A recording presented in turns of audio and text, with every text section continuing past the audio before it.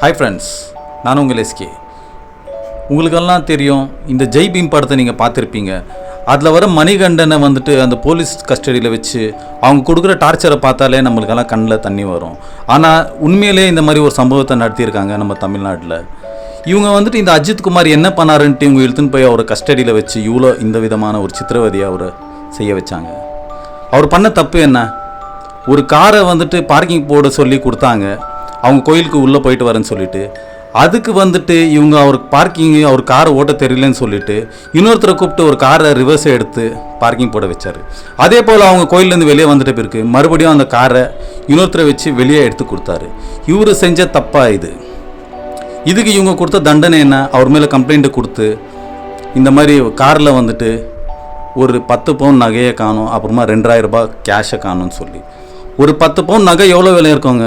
கிட்டத்தட்ட நம்ம இப்போ இருக்கிற ஒரு விலைவாசி கம்பேர் பண்ணால் ஒரு 10 லட்சம் வராங்களா கிட்டத்தட்ட. ஆனால் இந்த போலீஸுங்க என்ன பண்ணாங்க, இந்த ஸ்பெஷல் டீம்ன்ற பேரில் இவங்க எடுத்துன்னு போயிட்டு விசாரணைன்ற பேரில் இவரை அடிச்சே கொன்னுட்டாங்க. ஸோ போலீஸ்க்கு பொதுவாகவே அடிக்கவே உரிமை இல்லாத போது அவங்க எப்படி வந்துட்டு இந்த மாதிரியான ஒரு கொலையை பண்ணலாம்?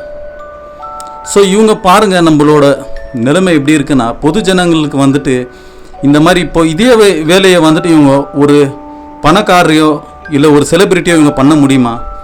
உங்களுக்கெல்லாம் தெரியாதது ஒன்றும் இல்லை. இப்போ விஜய் மல்யா ஆகட்டும், இல்லை நீரவ் மோடி ஆகட்டும், இவங்கெல்லாம் வந்து கிட்டத்தட்ட 6000 கோடி 9000 கோடின்னு சொல்லிட்டு பணத்தை கொள்ளை அடிச்சுட்டு போய் ஃபாரினில் செட்டில் ஆகிட்டாங்க.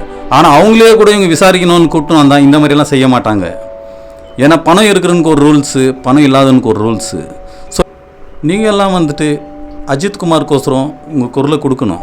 ஏன்னா வந்துட்டு இது பொது வெளியில் எல்லாரும் பேச தொடங்கினா தான் இது வந்துட்டு பர்டிகுலர் ஆனால் கவர்மெண்ட்டுக்கோ இல்லை அத்தாரிட்டிக்கோ போய் ரீச் ஆகும். அப்போ தான் ஒரு அவேர்னஸ் க்ரியேட் ஆகும். ஏன்னா உனக்கு என்ன எனக்கு என்னன்ட்டு நம்மலாம் இருக்கிறதுனால தான் இவங்க வந்துட்டு என்ன வேணாலும் பண்ணலாம், அதிகாரத்தை கையில் எடுத்துக்கிட்டு சில போலீஸ்காரங்க மாத்திரம் இந்த மாதிரியான வேலையில் ஈடுபடுறாங்க. ஸோ இதுக்கு கவர்மெண்ட்டும் இதுக்கு தக்க ஆக்ஷன் எடுக்கணும்னு நான் பர்சனலாக விரும்புகிறேன். நான் பொதுவாகவே கேட்க மாட்டேன் எல்லா வீடியோவை நீங்கள் ஷேர் பண்ணுங்கன்ட்டு. இந்த வீடியோ முடிஞ்சளவுக்கு நீங்கள் ஷேர் பண்ணுங்கள். ஏன்னா வந்து பொது ஜனங்க எல்லாரும் வந்துட்டு குரல் கொடுக்கணும். நீங்கள் வந்து உங்கள் குரலை பதிவு செஞ்சால் தான் வந்துட்டு இது வந்துட்டு அந்த பர்டிகுலரான அத்தாரிட்டிக்கு போய் ரீச் ஆகும்.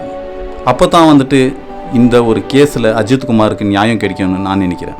நீங்களாம் இதை பற்றி என்ன நினைக்கிறீங்கன்றதை கமெண்ட்டை சொல்லுங்கள்.